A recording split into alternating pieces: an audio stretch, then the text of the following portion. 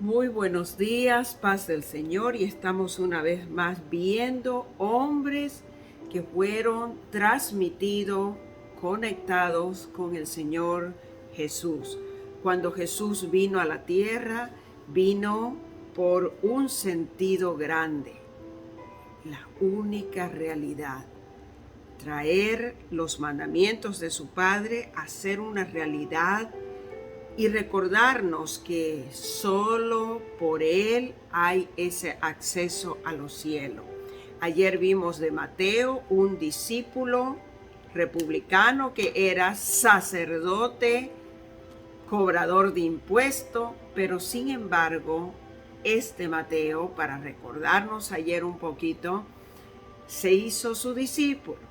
La diferencia del Evangelio de según San Marcos, hablo del Evangelio de Mateo, ahora estamos con el Evangelio de Marcos, que Marcos no fue un discípulo de Jesús, pero sin embargo compañero de Pedro, discípulo de Jesús. Y dice la Biblia teológica, según la introducción del Evangelio de según San Marcos, que Marcos en los siguientes términos fue intérprete de Pedro. Escribió con exactitud, dice, todo lo que recordaba de las palabras del discípulo Pedro, pero sin intención de transmitir un relato conexo de los dichos de Jesús, sino que fue testigo ocular de Jesús, ni uno de sus discípulos, para ver nota Marcos el capítulo 14, el versículo 52, se esmeró por no omitir nada ni consignar ninguna afirmación falsa. Así que el relato de Marcos se caracteriza por ser especialmente vivido cuando se refiere a los episodios en los de Pedro en los que participó Pedro. Así que mire, esto es consecuencia de andar con un gran hijo de Dios, hija de Dios, y adaptarse a las necesidades de los oyentes es lo que nos enseña el Evangelio de según San Marcos. Esto de Marcos también es una transmisión de Jesús, y esto es el nuevo hombre, la nueva mujer creyente, completamente. Es decir, no tenemos otra excusa que al oír la palabra del Señor, dice que Marcos, como compañero de Pedro, esto es de Marcos, dice, lo espiritual no era discípulo, era un joven oyente y se esmeró en no omitir nada ni consignar ninguna afirmación falsa. Y mire que viene siendo a ser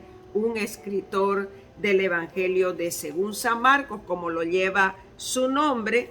Dice que Juan Marcos, y probablemente entre el 55 y 65 después de Cristo, desde la ciudad de Roma. Los temas son Jesús, el Mesías, al servicio del ministerio en los milagros. ¿Sabe la importancia que existe que usted y yo tengamos para tomar el ejemplo? ¿Quién fue Marcos? ¿Quién fue Mateo? El doctor Lucas, de los hombres que se lo ve a Jesús como enseñando, como maestro, como el Mesías, y es muy, diría yo, naturalmente emocionante. Emocionante, ¿por qué?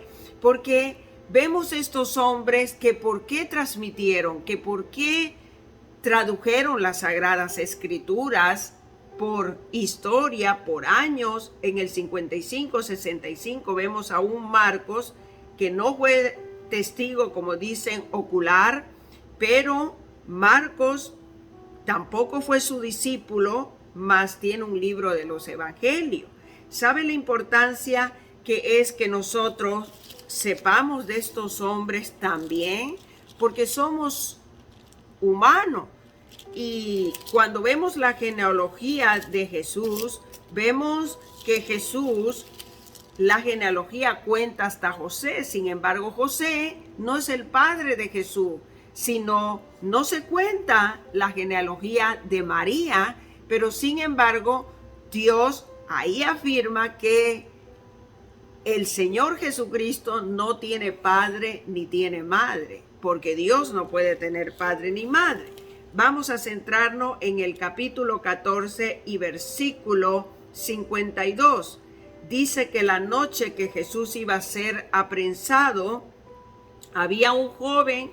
En una versión dice que tenía una camisa, en otra versión dice que tenía una sábana que le cubría el cuerpo, y en el 52 dice que fue aprendido a través de una sábana que se deslizó de su cuerpo. Es decir, la ley injusta, la injusticia quería aprenderlo y huyó desnudo, dice la versión, ¿verdad?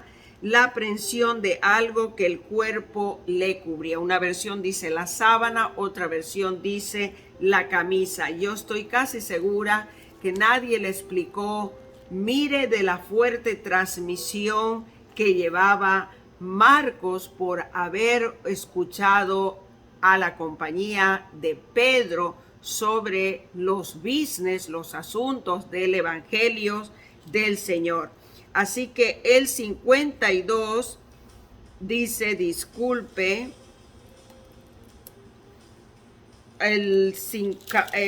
Marcos capítulo 14, el versículo 52, dice, su camisa de noche se deslizó y huyó desnudo, ¿verdad? Así que todo por llevar un día el evangelio de salvación y estar a tono, como se dice domésticamente, de las cosas divinas del cielo en la tierra. ¿Por quién dice lloró Marcos? Fue por obtener una transmisión de las palabras de Jesús, el compañerismo de Pedro. En los años 55 y 65 años después de Cristo, Marcos relata esta maravillosidad del evangelio y cómo es que un hombre puede predicar y una mujer transmitir y enseñar la palabra del Señor. Dígame si no es tan solamente porque llevamos este nuevo nacimiento, como hemos contado un poco el relato del discípulo que se lo ve, si usted no lo entiende, se lo ve como discípulo a Marco. Pero Marco no fue un discípulo. Marco fue solamente un compañero, dice, de Pedro. Y esta es la buena noticia acerca de Jesús, el Mesías, el Hijo de Dios, que comenzó, disculpe, no dice que, dice el Hijo de Dios comenzó tal como el profeta Isaías había escrito. Y es diferente como empieza el relato de Marcos al relato de Mateo, ¿verdad? Cuando dice el evangelio que es presentar a Jesús como el Mesías, y dice en Mateo 1, el siguiente es un registro de los antepasados de Jesús el Mesías y descendiente de David y de Abraham. Marcos empieza, esta es la buena nueva noticia porque es un transmisor de la buena nueva noticia. Es una persona que está poniéndonos en conexión de las cosas del Señor, ¿verdad?